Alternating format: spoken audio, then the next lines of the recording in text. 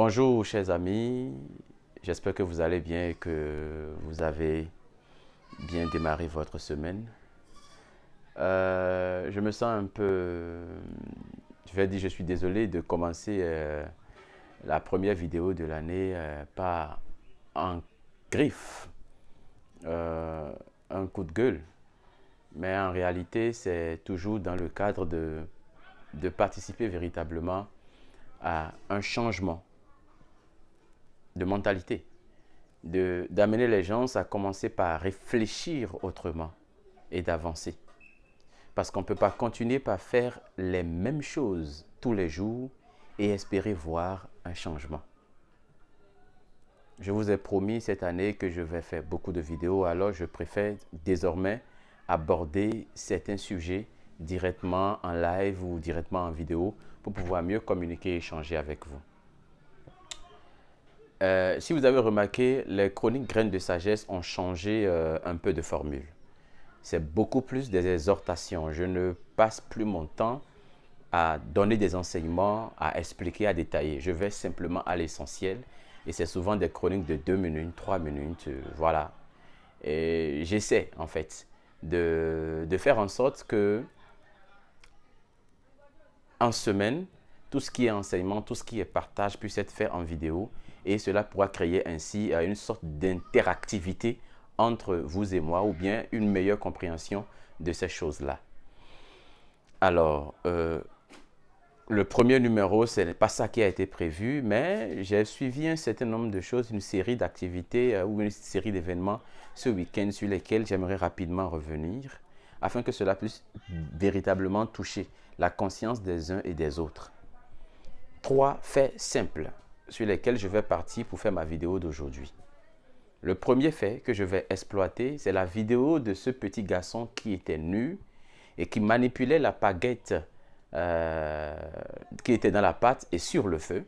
Et à un moment donné, il a soulevé le truc et subitement, la baguette a touché son pénis. Et il a commencé par crier et il a couru. Il y a des choses que je ne comprends pas. D'abord, qui a pris cette vidéo? Dans quelle pensée la personne volontairement a pris le risque de laisser la baguette au petit garçon en train de tourner la pâte et cette personne est en train de filmer? D'abord, est-ce que c'est un homme? Si c'est un homme, franchement, il n'a aucun sens de responsabilité. Et si c'est une femme, franchement, celle-là, elle a un problème. Parce qu'une mère, une femme ne peut pas laisser un enfant s'approcher du feu comme ça. Moi, mes parents n'auraient pas aimé à cet âge-là. Et puis on le fait, on prend. Nous sommes à quelle ère? Et parce que c'est les réseaux sociaux, on se permet de tout filmer, de faire du n'importe quoi. Dans un pays qui se respecte, et s'il y a des fédérations qui se battent pour le droit des enfants, il doit pouvoir attaquer cette personne-là et dire que ce n'est pas normal. C'est une négligence, c'est une violation des droits de cet enfant. Cet enfant peut avoir des séquelles au niveau de son pénis qui va rester tout le temps si on ne prend pas soin de ce qui s'est passé. On trouve tout banal, on s'amuse avec tout. Dans quel monde sommes-nous? Dans quel monde sommes-nous? Vous devez commencer par réfléchir autrement parce que j'ai l'impression que nous allons, tout va de travers. Nous allons dans le... C'est comme si on a commencé par marcher sur la tête. Cela devrait vous interpeller. Je ne sais pas qui est la mère, je ne sais pas qui est le père, mais ça, ce que vous avez fait, c'est criminel. Et on devrait vous punir par rapport à ça. Et je ne comprends pas dans quelle pensée les autres ont relayé la vidéo et se permettent simplement le luxe de mettre des smileys. Qu'est-ce qui fait rire? Vous n'avez jamais eu des enfants? Vous n'avez jamais eu des enfants, vous ne savez pas ce que ça fait d'être père de famille, de pouvoir éduquer un enfant, vous ne savez pas. C'est des choses qu'il faut revoir, impérativement. Et que l'État commence par dire, ces choses-là qu'il faut les punir. Ce n'est pas normal, c'est inadmissible, inacceptable. Le deuxième facteur, qui en quelque sorte une suite du premier facteur, c'est que nous sommes à une époque où, je ne sais pas pourquoi, tout le monde rit lorsqu'il y a des enfants qui se lèvent et font des blagues, des comédies, pour insulter les adultes. Oui, c'est pour blaguer, oui, c'est pour rire, oui, c'est pour se divertir. Mais est-ce que vous pensez que ça nous aide dans l'éducation des enfants? Parce que lorsque votre fils voit qu'un petit garçon, une petite fille est en train d'insulter et vous riez, attendez voir ce qu'un jour votre fils va vous insulter. C'est aussi une expérience, il va vous insulter, il va rire, il va se moquer de vous, il va vous manquer du respect. Il le fait pourquoi? Juste parce qu'il a vu quelque part le fait, vous vous en êtes moqué, vous avez pris ça comme de l'amusement. Quand les petits-enfants font leur blague, là, vous vous mettez à rire. J'espère que lorsque votre enfant, votre neveu, votre cousin, votre nièce va vous manquer du respect, vous allez aussi en rire. Non, ne permettons pas ce que vous prenez comme blague, c'est un danger parce que les enfants peuvent banalement devenir malpolis, impolis, mal parler aux gens parce que pour eux, ils sont en train de faire de la blague. Ils ne sont même pas conscients que ce qu'ils font est incorrect, ce qu'ils font, ça ne va pas. Mais c'est ça que nous autres, nous encourageons et nous croyons que ça, c'est normal. Nous mettons ça sur nos statuts, nous partageons. Nous sommes dans un monde où c'est les blagues, les bêtises, les conneries, les cochonneries qui marchent. Pourquoi? Et au même moment, nous nous plaignons de ce que ça ne va pas. Nous nous plaignons de ce que, oui, le gouvernement n'agit pas comme cela se doit. Il n'y a pas d'opportunité. Comment voulez-vous avoir d'opportunité si vous passez votre vie à rire? Celui qui passe sa vie à rire va passer le reste de son temps à pleurer. C'est l'un ou l'autre. Soit vous passez votre temps à travailler sérieux et après vous allez rire, mais vous ne pouvez pas vous permettre de rire maintenant. On ne développe pas une nation, on ne développe pas un continent en se basant sur les blagues et les conneries. Arrêtons ça. Nous n'avons pas encore le temps de nous permettre ce lustre. Je dis et je répète, chaque chose a son temps. Les États-Unis, la France, la Chine et autres, ils sont à une époque où ils sont déjà développés. Ils ont besoin de se soulager, de s'amuser, de danser. Mais nous sommes encore à une étape où nous avons besoin de nous construire. On ne peut pas se permettre de passer notre temps à blaguer, à nous amuser, à danser, à jacasser. On ne peut pas se développer comme ça. L'heure est au travail. L'heure est au travail. Et il est temps qu'on arrête de faire du n'importe quoi. Ce n'est pas normal. Il est temps. Il est temps. En tant qu'éducateur, moi, je n'approuve pas ça. Et je pense que là aussi, les autorités doivent agir. Ils doivent dire non à ces choses-là. Ils doivent commencer par canaliser ça. Je pense que par rapport à ça, les parents doivent commencer par éviter ce genre de choses. Ce n'est pas bien. Ce n'est pas bien. Même si un enfant doit recadrer un adulte, il y a la manière. Ce n'est pas insulter, ce n'est pas manquer du respect. Et on le met avec des bruitages. On a l'impression que ça là, c'est extraordinaire. Et on rit. Et puis, il y a le troisième fait. On dira que oui, peut-être, certains diront que oui, je suis jaloux, mais je ne suis aucunement jaloux. C'est l'affaire de DJ Kukluk, accordé, validé. Mon frère, je t'encourage dans ce que tu fais.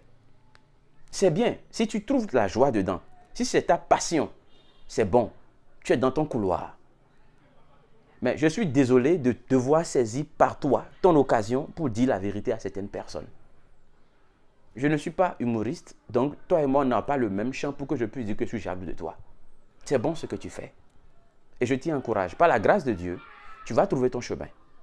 Et ce que tu es en train de faire, j'espère que ceux qui t'entourent, qui utilisent ton image pour avoir des voix, de la visibilité, qui utilisent ton image pour être quelqu'un, j'espère que ceux-là vont être honnêtes avec toi. Parce que quand ils vont finir avec toi, ils vont t'oublier quelque part, ils vont passer à autre chose. On a vu plein de personnes, les Ivoiriens, le jeune là qui est venu là parler, il a même eu des contrats. On lui a promis ferme, tout et tout et tout. Et après, tout le monde l'a abandonné. Il est encore revenu au stade premier. Profite, c'est une saison. Ça aussi, ça va passer. Mais profite. Mais moi, j'aimerais revenir quand même par rapport à la présence du ministre de la Jeunesse qui est allé là-bas et qui a pris des photos avec DJ Kukluk accordé, validé. Ah, mais c'est bon, monsieur le ministre. Nous, on ne savait pas que vous pouviez vous déplacer pour venir voir des jeunes qui ont entrepris quelque chose. Parce qu'il y a des jeunes qui ont déposé des lettres pour vous rencontrer depuis, qui n'ont jamais réussi à vous rencontrer. Il y a des jeunes qui demandent des audiences qui n'ont jamais réussi. Il y a des jeunes qui sont des promoteurs, des fabricants, des gens qui ont des projets innovateurs, qui ne vous ont jamais vu. Eux, ils demandent audience, ils ne vous voient pas. Mais vous, vous avez la capacité de vous déplacer pour aller voir des gens et les solliciter, monsieur le ministre. Mais nous, on ne savait pas. Fallait nous dire ça. Et si c'est une façon de le faire, dites-nous. Mais si la façon de le faire, c'est de commencer par dire des bêtises, dire des trucs, faire de la blague. Et ce n'est pas la blague qu'il faut vous avoir, monsieur le ministre. Il va falloir que nous nous posions véritablement des questions. J'ai toujours dit aux gens, ce dans quoi votre argent entre, ce dans quoi votre bouche entre, c'est ce qui vous passionne, c'est ce qui vous motive. Et c'est dans ça que vous allez investir pour vous développer. Moi, je ne comprends pas. Est-ce que c'est dans les blagues, dans les divertissements qu'on doit forcément vous interpeller? Avant d'être ministre de sport et de loisirs, vous êtes d'abord ministre de la jeunesse, non de tout le monde. Il y a des jeunes qui ont fabriqué, je ne sais pas, Evans, je ne sais pas, c'est une marque de chaussures. Je vois des jeunes qui font des délices, qui exportent. Je vois des jeunes qui font des cakes, des pop-corn, des bissap. Vous êtes parti voir combien d'entre eux, monsieur le ministre. Ce n'est pas une question d'argent.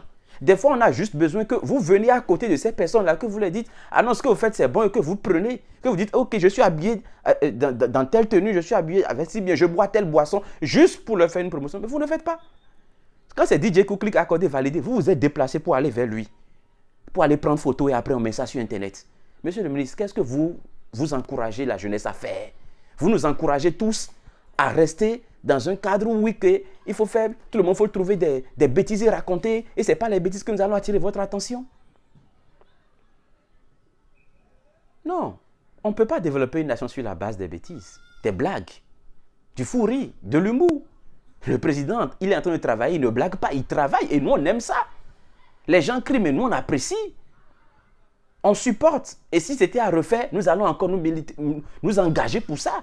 Parce qu'en tant que visionnaire, on sait le travail qu'il est en train de faire.